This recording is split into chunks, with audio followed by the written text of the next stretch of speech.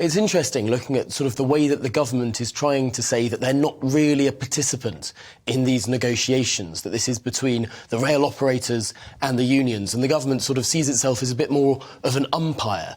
And yet there have been a number of suggestions in the papers in the last couple of days that the government is actually a bit of a secret participant in these discussions.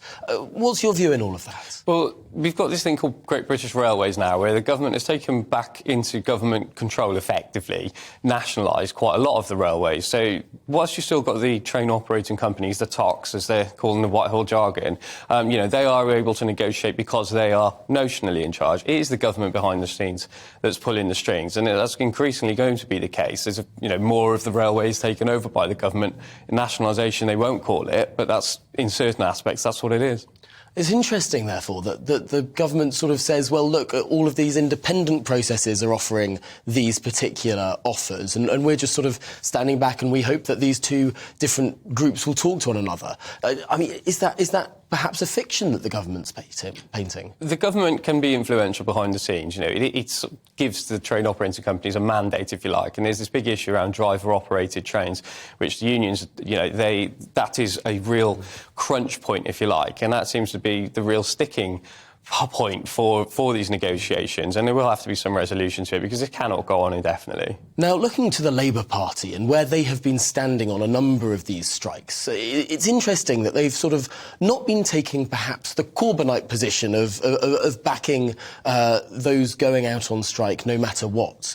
Keir Starmer seems to be taking a much more middle-of-the-road approach, saying, for example, that the pay demands of the nurses are unaffordable and particularly being, I suppose, I don't want to say two-faced, but standing perhaps with a feet in both camps when it comes to the rail strikes as well. What does Labour think about it all?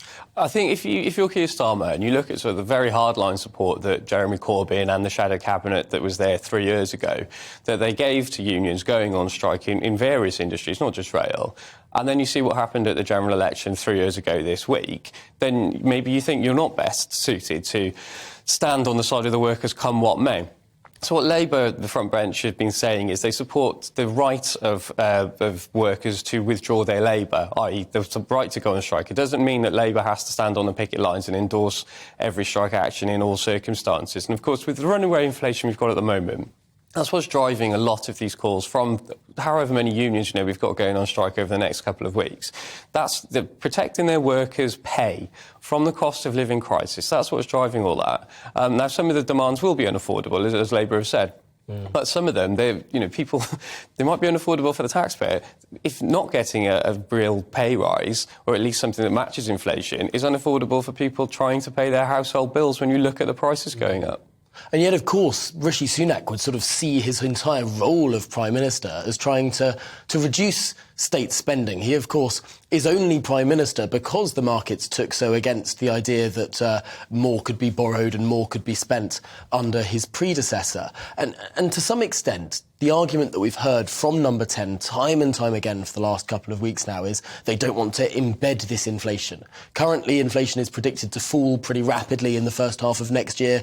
But if big pay rises are given to everyone, even if real terms pay is just maintained, that sort of embeds inflation as it stands. I suppose it makes sense economically, that argument, but politically it might be a bitter pill to swallow. Politically, it's a very difficult argument to tell someone, look, your pay's going to have to go down in real terms because eventually if inflation stays high, we all lose out. Well, yeah, that's the economic theory, and it might be proven to be correct, but it's very difficult if you've got to pay your gas bill, if you've got to pay your food bill that's gone up 20% over the past 12 months. One of the other things, of course, that Rishi Sunak would make the argument is if you did give the public sector big pay rises, inflation-matching pay rises, well, that money has to come from somewhere, doesn't it? So you have to put up other people's taxes. As you just pointed out, you can't go borrowing ad infinitum because that's what spooked the markets and led to Liz Truss spending just 7 weeks in Downing Street. It's fascinating. And looking at all of these